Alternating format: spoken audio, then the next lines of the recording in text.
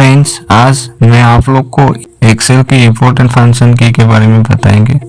VLOOKUP।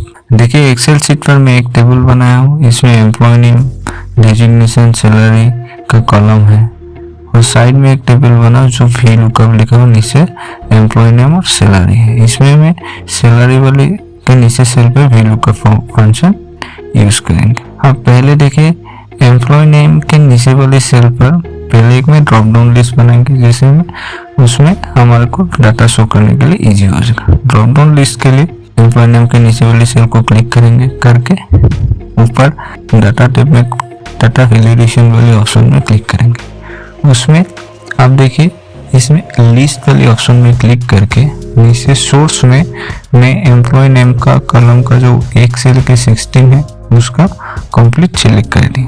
Select करके okay कर दिया। ओके करते आप देखिए, एम्प्लॉय नेम के नीचे वाली सेल पर एक ड्रॉप डाउन लिस्ट बन गया है। अभी मैं सैलरी के नीचे वाली सेल पर VLOOKUP फंक्शन यूज करेंगे। इसके लिए इक्वल का सिंबल लगा के VLOOKUP टाइप किया, ब्रैकेट इन किया, इन करके लुकअप वैल्यू के लिए आप एम्प्लॉय नेम के नीचे वाली सेल को क्लिक कर दिया, फिर कोमा, फिर टेबल एरे के लिए मैं ये टेबल का जो एरे है एम्प्लॉय नेम, डेजिग्नेशन और सैलरी वाली कंप्लीट में सिलेक्ट कर दिया। सिलेक्ट करके कोमा देकर नेक्स्ट है इंडेक्स कॉलम। इंडेक्स कॉलम के लिए आप देखिए, जो टेबल का एम्प्लॉय नेम, डेजिग्नेशन और सैलरी 3 कॉलम है, तो हम 3 कोमा देके 3 लिख दिए। 3 लिख के फिर कोमा के लिए रेंज के लिए आप फॉल्स लिख के आप ब्रैकेट क्लोज करके एंटर प्रेस कर दीजिए। अभी देखिए, ये एने आ गया। अभी अगर हम जैसे एम्प्लॉय नेम में किसी का नाम ड्रॉप डाउन लिस्ट से क्लिक करेंगे तो इसे आपका सैलरी ऑटोमेटिक आ जाएगा। अब देखिए, इसे जैसे मैं एम्प्लॉय नेम को क्लिक करते गया ऐसे सैलरी सेंस उठ गया। अब ऐसे VLOOKUP फॉर्मूला से सब इजीली किसी का भी डाटा निकल सकते हैं। नेक्स्ट देखिए, अगर आपको एम्प्लॉय नेम और सैलरी है, अगर VLOOKUP में सैलरी के जगह में अगर आपको डेजिग्नेशन शो करवाना कि एक एम्प्लॉय नेम का डेजिग्नेशन क्या है, तो सैलरी के जगह में हम डेजिग्नेशन लिख दिया। डेजिग्नेशन लिख के आप उसके नीचे वाली सेल पर ऑलरेडी फॉर्मूला फंक्शन यूज हो रखा है, तो उसमें आप क्लिक कर दिया। क्लिक करके जो आप इंडेक्स कॉलम में जो 3 लिखा है तो 3 को आप 2 कर दीजिए।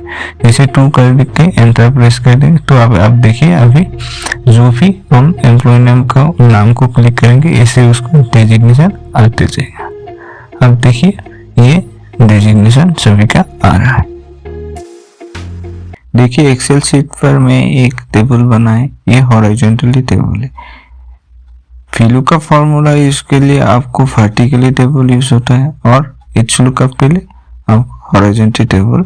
अब देखिए, फर्स्ट ए में टेबल में एम्प्लॉय नेम, डेजिग्नेशन और सैलरी, इसमें कुछ एम्प्लॉय की डाटा है। और नीचे एक टेबल है जिसमें HLOOKUP और एम्प्लॉय नेम और सैलरी करके टेबल है। इसमें मैं सैलरी के नीचे वाली सेल पर HLOOKUP फॉर्मूला यूज करेंगे। HLOOKUP फंक्शन के लिए आप पहले इक्वल का सिंबल लगाया, फिर HLOOKUP टाइप किया, फिर ब्रैकेट इन किया, फिर लुकअप वैल्यू के लिए मैं एम्प्लॉय नेम के नीचे वाली सेल को क्लिक किया, फिर कोमा, फिर टेबल एरे के लिए मैं कंप्लीट ऊपर जो टेबल है इसको सिलेक्ट कर दिया, फिर कोमा देके अभी रो इंडेक्स नंबर के लिए मैं जो 3 रो है, अब देखिए एम्प्लॉय नेम, डेजिग्नेशन और सैलरी, अब 3 लिख दिया। 3 लिख के कोमा और 0 लिख कर मैं ब्रैकेट क्लोज करके एंटर प्रेस कर दिया। अभी एने आया, जैसे मैं एम्प्लॉय नेम में एक नाम लिख दिया तो ऑटोमेटिक उसका सैलरी आ गया। तो एम्प्लॉय नेम के लिए मैं एक ड्रॉप डाउन लिस्ट बनाएंगे। ड्रॉप डाउन लिस्ट के लिए ऊपर डाटा टैब पर गया, फिर डाटा वैलिडेशन में जाके लिस्ट में जाकर आप सोर्स में जो ऊपर टेबल में मनीष से लेके प्रांजल तक जो रो है इसको मैं सिलेक्ट किया। सिलेक्ट करके ओके प्रेस कर दिया। अब देखिए इसमें अभी ड्रॉप डाउन लिस्ट बन गया है। अभी ड्रॉप डाउन लिस्ट में हमें जो भी एम्प्लॉय की नाम क्लिक करूंगा उसी का सैलरी ऑटोमेटिक आते जाएगा।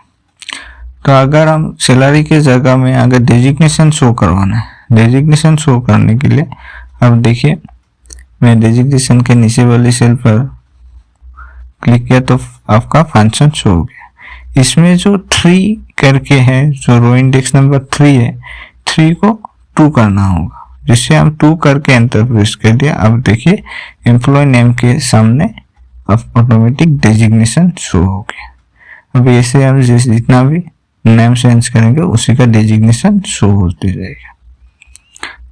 वीडियो की लास्ट तक जुड़े रहने के लिए बहुत बहुत धन्यवाद। मिलते हैं नेक्स्ट और एक एक्सेल की इंपॉर्टेंट वीडियो के साथ। Bye bye, thank you.